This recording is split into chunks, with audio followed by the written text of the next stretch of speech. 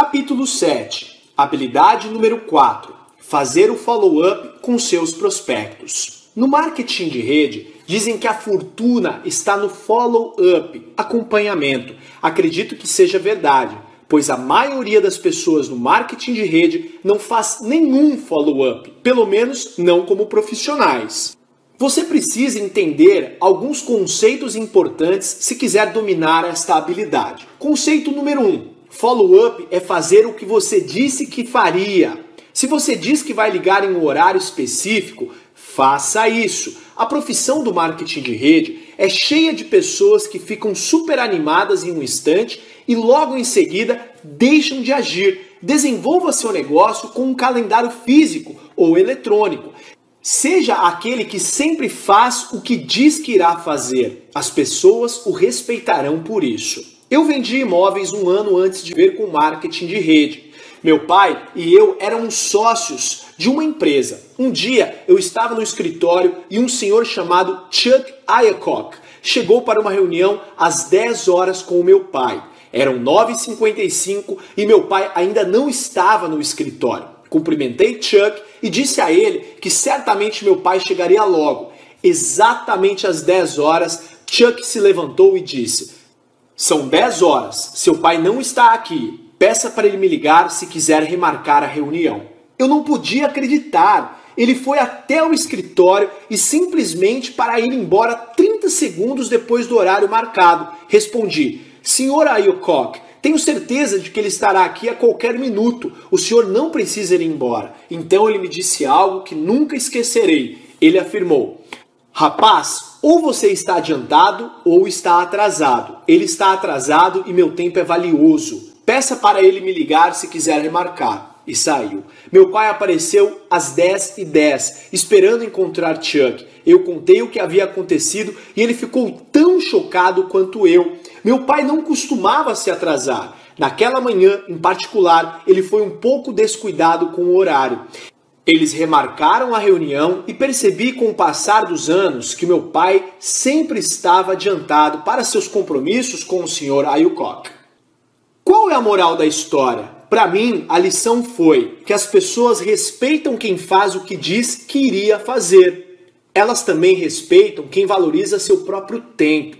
Se você diz que vai fazer o follow-up em um determinado horário ou em uma determinada forma, faça ou remarque seu compromisso com bastante antecedência. Conceito número 2. O único motivo para fazer uma apresentação é marcar a próxima apresentação. Quando eu comecei, eu concluía toda a apresentação perguntando: "O que você achou?" Ninguém me disse que isso era uma das piores coisas que eu poderia fazer. Parecia a sequência natural do que dizer, mas meus resultados eram péssimos. Pedi ajuda a um dos primeiros mentores no meu negócio. "Eric, o único motivo para fazer uma apresentação é marcar a próxima apresentação." Isso para mim foi arrebatador. Pensei que o motivo para uma apresentação fosse cadastrar o prospecto. Ele explicou que, se você terminar cada apresentação agendando a próxima, no final o prospecto será educado sobre a oportunidade e tomará uma decisão bem informada. O objetivo em minha mente passou de conseguir o prospecto na primeira apresentação para simplesmente manter o processo vivo, agendando o próximo follow-up e depois o próximo e o próximo, até ele tomar uma decisão. Quando fiz essa pequena mudança, meus resultados melhoraram dramaticamente. Falamos nos capítulos anteriores sobre como convidar seu prospecto de forma profissional para conhecer o que você tem a oferecer. Ao final desse processo, comentamos vários passos para agendar a próxima apresentação, ou seja, sua ligação de follow-up. Esse foi seu próximo compromisso. Ao fazer a ligação, você vai perguntar se o prospecto analisou o material. Ele dirá: "Não, não tive tempo", ou "Sim, analisei". Em ambos os casos, vamos falar sobre como você vai marcar a próxima apresentação. Se ele disser que não teve tempo de analisar o material, é importante que você não mostre seu descontentamento com sua falta de comprometimento. Parece brincadeira, mas muitas pessoas simplesmente falam para seus prospectos: "Mas você tinha dito que viria com certeza." Obviamente, isso não ajuda a criar aquele bom relacionamento que você está buscando. A melhor forma de responder é: não tem problema, entendo que às vezes a vida é um pouco corrida. Quando você acha que terá visto com certeza? Talvez você ache que, com certeza mesmo, seja um pouco de exagero, porém, tenho usado isso por décadas nessa situação de follow-up e o faço porque funciona. De qualquer modo, use a linguagem que preferir para marcar a próxima ligação e siga os mesmos passos para conseguir o compromisso de tempo. Assim que confirmar, incluindo a data e horário da próxima ligação, a próxima apresentação, desligue o telefone e ligue de volta quando disse que o faria. Se você ligar na data combinada e o prospecto ainda não tiver analisado o material, apenas repita o processo até que ele o faça. Lembre-se, ele está agendando o compromisso e você está sendo profissional realizando o acompanhamento como disse que faria. Se você ligar para o prospecto e ele disser que sim, que analisou o material, então é hora de fazer algumas perguntas inteligentes. Primeiro, você não vai perguntar o que você achou. Isso simplesmente convida a parte crítica da mente dele para criar objeções que pareçam inteligentes. A melhor pergunta que já usei no follow-up é: do que você mais gostou? Vou fazer novamente essa pergunta. Do que você mais gostou? Essa pergunta o levará em uma direção muito positiva e dará pistas do seu nível de interesse. Se ele disser o produto, sua próxima apresentação provavelmente deve ser relacionada ao produto. Se ele disser liberdade financeira, sua próxima apresentação deve ser relacionada à oportunidade. Outra ótima pergunta é: em uma escala de 1 a 10, sendo 1 nenhum interesse e 10 que você está pronto para iniciar, onde você se encontra neste momento? Com essa pergunta, qualquer resposta acima de 1 é boa. Significa que ele tem algum interesse. Na maioria das vezes, você vai ouvir algo entre 5 e 6. Não importa qual é o número que o prospecto diga. Tudo que você vai fazer é perguntar como pode ajudá-lo a conseguir um número maior. Geralmente a resposta vai seguir a mesma linha do que foi dito, do que você mais gostou. Se a resposta for muito positiva e o número relativamente alto, você pode ir diretamente para o processo de fechamento. Vamos falar sobre isso na próxima sessão. Se não for um sinal verde óbvio, simplesmente marque uma próxima apresentação. Ele pode querer experimentar o produto, então você o ajuda com isso e agenda uma data para o follow-up. Um horário para ligar e receber um feedback da experiência. Ele pode querer entender o plano de compensação, então você agenda um horário para se encontrarem e falarem a respeito, a próxima apresentação. Ele pode querer falar com a esposa ou o esposo, ou então você entrega alguns materiais que possa compartilhar com o cônjuge e agenda um horário para fazerem um follow-up juntos, a próxima apresentação. O que quer que seja, você nunca termina uma apresentação sem agendar a próxima. Nunca. Se fizer isso, já era. Isso costumava acontecer comigo no início. Eu mostrava a oportunidade para alguém e, ao final, perguntava: e aí, o que você achou? Geralmente, a pessoa resmungava coisas como: vamos nos falando, ou eu te ligo, ou preciso pensar, ou algo do tipo, e puf, sumia. Depois, quando eu tentava ligar de volta, estava aborrecendo a pessoa. O processo todo era desconfortável. Assim que passei a nunca terminar uma apresentação sem agendar a próxima, tudo mudou para melhor. Eu estava sendo profissional, eu estava no controle. O prospecto tinha mais respeito por mim e pela oportunidade. Tudo isso aconteceu por essa pequena mudança de mentalidade.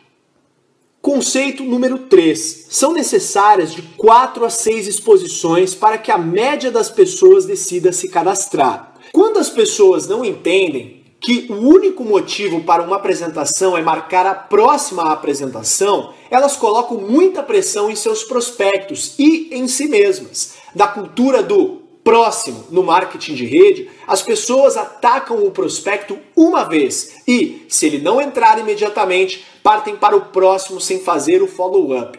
Em muitos casos, passam dos limites e acabam destruindo o relacionamento com o prospecto, com a sua atitude. Os profissionais entendem que são necessárias de 4 a 6 exposições para que um prospecto se envolva. Seu objetivo é informar e educar. É difícil educar alguém na primeira apresentação. Portanto, o profissional guia seu prospecto de apresentação em apresentação, sabendo que ao final ele terá todo o entendimento necessário. Através desse processo, eles também constroem um relacionamento mais forte, fortalecem a amizade. Isso ajuda a construir confiança e as pessoas preferem trabalhar com quem gostam. 4 a 6 exposições é a média, ou seja, para cada pessoa que entra na primeira apresentação, haverá outra que precisa de mais 10 exposições para tomar a decisão. Nunca se sabe. Algumas das melhores pessoas do marketing de rede foram prospectadas durante anos até tomarem a decisão de participarem da oportunidade. Mantenha o senso de urgência, mas seja paciente. Conceito número 4. Condense as exposições para melhores resultados. Os posers prospectam alguém uma vez e seguem em frente. Os amadores prospectam alguém por meio de diversas exposições ao longo do tempo. Já os profissionais condensam essas exposições no mínimo espaço de tempo possível. As pessoas vivem ocupadas e são constantemente distraídas pela vida. Quando você se aproxima delas para mostrar algo novo, é importante manter seu interesse. A melhor forma de fazer isso é aproximar as exposições o máximo possível. Se você for devagar, pode começar enviando um vídeo. Algumas semanas depois, você pode convidar o prospecto para uma conferência telefônica. Após um mês, você pode enviar o link para uma conferência online. No mês seguinte, organizar uma ligação com você e outro distribuidor. Esse processo é lento e difícil, porque a cada apresentação, o prospecto tende a se distrair com a vida. É quase como começar tudo de novo a cada vez. Por outro lado, se você pedir ao prospecto para assistir um vídeo, logo na sequência participar de uma conferência telefônica e em seguida experimentar o produto, depois já conduzi-lo a uma conferência online e, na sequência, levar a uma reunião presencial ou qualquer combinação das exposições que a sua empresa utilizar e fizer tudo isso em uma semana, estará dando a ele a oportunidade de realmente pensar sobre como isso pode mudar a sua vida. Perguntas e objeções. A cada passo do processo de recrutamento, você enfrentará perguntas e objeções. É natural. Grande parte do tempo, o prospecto usará isso apenas para parecer inteligente. Ele não quer parecer fácil, por isso solta todas as objeções para se sentir melhor. Como você responde é extremamente importante. Se agir de forma defensiva, plantará uma semente de dúvida na cabeça dele. Se agir de forma ofensiva, irá afugentá-lo. Lembre-se, nosso objetivo é informar e educar. Não é vencer uma discussão. Nosso trabalho é ajudar os cegos a enxergarem. Quando alguém apresenta uma dúvida negativa ou oferece uma objeção, tudo o que estamos fazendo é ajudá-lo a identificar um dos seus pontos cegos. É muito útil saber quais são eles para que possamos ajudar os prospectos a eliminar essas dúvidas. Vou lhe dar algumas estratégias específicas para superar as objeções, mas o que eu quero que você se lembre e dedique mais tempo são os conceitos. Estratégias vêm e vão, conceitos são eternos. Descobri que objeções sempre caem em uma de duas categorias. A primeira é a crença limitante do prospecto em suas habilidades. Ele não sabe se terá sucesso. A segunda é uma crença limitante no marketing de rede. Ele não sabe se o marketing de rede irá ajudá-lo a conquistar seus sonhos na vida. Para ambas as categorias, um dos melhores conceitos é a empatia. Como você se relaciona com as pessoas. E a melhor maneira que conheço para me relacionar com as pessoas é mostrar que você é exatamente como elas. Teve as mesmas dúvidas, as mesmas perguntas, os mesmos medos e os superou. Acredite se quiser, mas a sua história e as histórias dos outros serão mais úteis para superar objeções do que qualquer outra coisa. Há uma velha tática chamada sente, sentia, descobrir. Vamos repetir. Sente, sentia, descobrir. Ela funciona com o conceito da empatia. Quando um prospecto aponta uma objeção, você responde da seguinte forma: sei como você se sente. Eu também me sentia assim. Mas veja só o que eu descobri. Lembre-se, sente, sentia, descobri. Sei como você se sente. Eu também me senti assim. Mas veja só o que eu descobri. Você pode usar quase sempre essas mesmas palavras com grande sucesso. Também poderá modificar a frase baseando-se na sua história e na do seu prospecto. Quando os prospectos têm uma crença limitante sobre as suas habilidades, as objeções comuns nesta categoria são: não tenho dinheiro, não tenho tempo, não tenho perfil, não sou bom em vendas, não conheço muita gente, sou muito velho, muito novo, não tenho experiência. Algumas pessoas ensinam abordagens rebuscadas, nas quais você se faz parecer esperto e faz o prospecto parecer burro. Você não tem dinheiro? Você tem TV a cabo? Você tem celular? Você janta fora de vez em quando? Você tem dinheiro sim, vamos lá, caia na real. Ou, você não tem tempo? Até quando você quer ficar sem tempo? Você precisa mudar se quer que sua vida mude. Não faça nada disso. Como você se sente ao ler isso? Como se sentiria se alguém lhe dissesse essas palavras? Muito mal, não é mesmo? Uma abordagem melhor é se identificar com a pessoa e contar a sua história. Quando alguém lhe diz, não tenho dinheiro neste momento, eu respondo, tive exatamente este mesmo desafio. Eu não tinha dinheiro suficiente para pagar as minhas contas, quanto menos para começar um novo negócio. Mas quando pensei nisso, percebi que, se não tinha dinheiro agora para pagar as minhas contas, como eu poderia mudar essa realidade no futuro? Eu estava cansado de ficar para trás. Eu estava cansado de não sair do lugar. Eu queria mais. Então, sabe o que eu fiz? Dei um jeito. E foi a melhor decisão que tomei. Deixe-me fazer uma pergunta. Se você realmente achasse que houvesse uma chance de controlar seu futuro financeiro, você acredita que poderia encontrar uma forma de fazer acontecer? Em 9 a cada 10 vezes, o prospecto concorda que poderia encontrar uma forma. Mais uma vez, esqueça as palavras exatas e foque no conceito. Eu disse que passei pela mesma situação, que tive a mesma objeção. Contei sobre a minha dor e falei que encontrei um jeito de resolvê-la.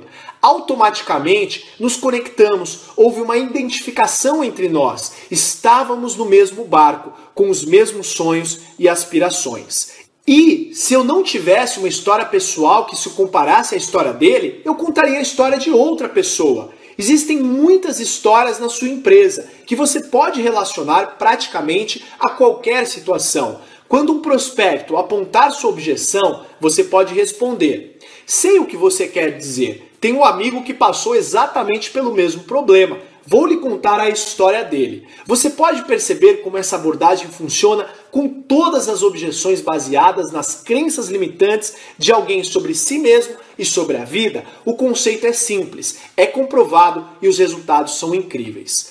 Quando as pessoas têm crenças limitantes sobre o marketing de rede? Essa categoria inclui: o que é marketing multinível? Isso é uma daqueles esquemas? Isso é pirâmide? Não tenho interesse em marketing de rede. Não quero incomodar meus amigos. Quanto que você está ganhando? Vamos começar com aquela que coloca medo no coração da maioria das pessoas na nossa profissão.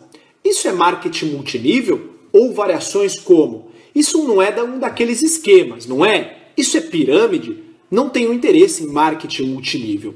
Alguns surtam ao ouvirem essas perguntas, dizendo: pirâmide? Como toda empresa no mundo, como governo, que tem uma hierarquia. Em vez de surtar com seus prospectos, é importante entender de onde vem essa pergunta. Minha experiência mostrou que quase todos conhecem alguém que entrou e não teve sucesso, ou eles mesmos entraram. Geralmente, apenas compraram um bilhete de loteria virtual, como descrevi anteriormente, e não tiveram retorno. Essa hipótese representa mais de 90% das pessoas que fazem esse tipo de pergunta. O restante ouviu falar de oportunidades como essa e, como todo o direito, são céticos com a promessa de enriquecer rapidamente. Se o prospecto faz essa pergunta com certa emoção, sei que já se envolveu em algum momento, por isso digo: ei, espere aí, você tem uma história. O que aconteceu? Você já se envolveu com o marketing de rede? Deixe-o relatar sua história. Isso abre a cabeça. abaixa as defesas e permite que você faça perguntas sobre a experiência que ele teve.